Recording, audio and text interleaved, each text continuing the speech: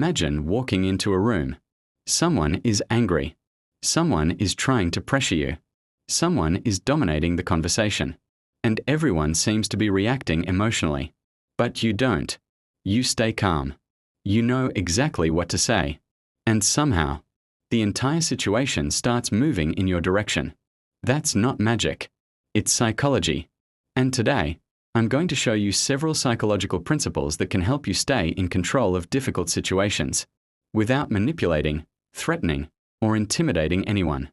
Because real control isn't controlling people. It's controlling the situation by controlling yourself. 1. Control the pace.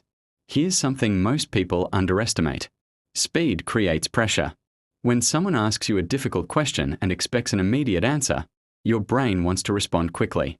That's where people make mistakes. Imagine your boss suddenly says, "Why were you late again?" Your instinct might be, "I'm sorry, I was." Stop. Take a second. Then answer calmly, "I was late today. Let me explain what happened." That tiny pause changes the dynamic. You're no longer reacting. You're responding. And when you control your pace, you often control the emotional temperature of the conversation. 2. Use silence.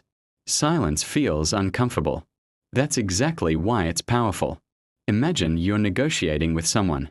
They say, "That's my final offer."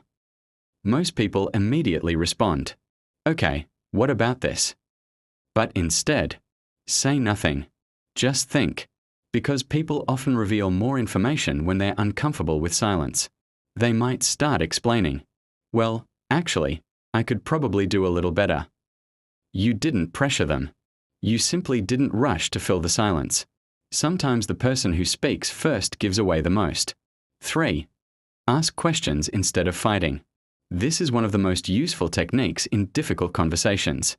Someone says, "You clearly don't care about this relationship." You could argue, "That's not true. Of course I care." Now you're defending yourself. Instead, ask, "What makes you feel that way?" Now they have to explain their claim. Or someone says, "Everyone thinks you're difficult." Don't immediately defend yourself. Ask, "Who specifically?" Suddenly, a vague accusation has to become a specific statement. And that's important because emotional claims often sound powerful until you ask for details. Questions can shift a conversation from emotion to reality. 4. Label the emotion. Here's a psychological trick used in negotiation and conflict resolution. Instead of fighting someone's emotion, name it. If someone is clearly frustrated, you could say, "It sounds like you're frustrated with how this happened." You're not agreeing with them. You're acknowledging the emotion. And something interesting often happens. They become less defensive. Because people frequently escalate when they feel unheard. Think about it. If someone is angry and you say, "Calm down," they usually get even angrier. But if you say, "I can see why you're frustrated," the conversation can suddenly become much easier. You didn't surrender. You simply lowered the emotional temperature. 5. Give people 2 choices. People resist feeling controlled, but they respond much better when they feel they have autonomy. Imagine you're trying to organize something with a difficult person. Instead of, "We are doing it at 6 p.m. Try, "Would 6 or 7 work better for you?" You haven't abandoned your goal.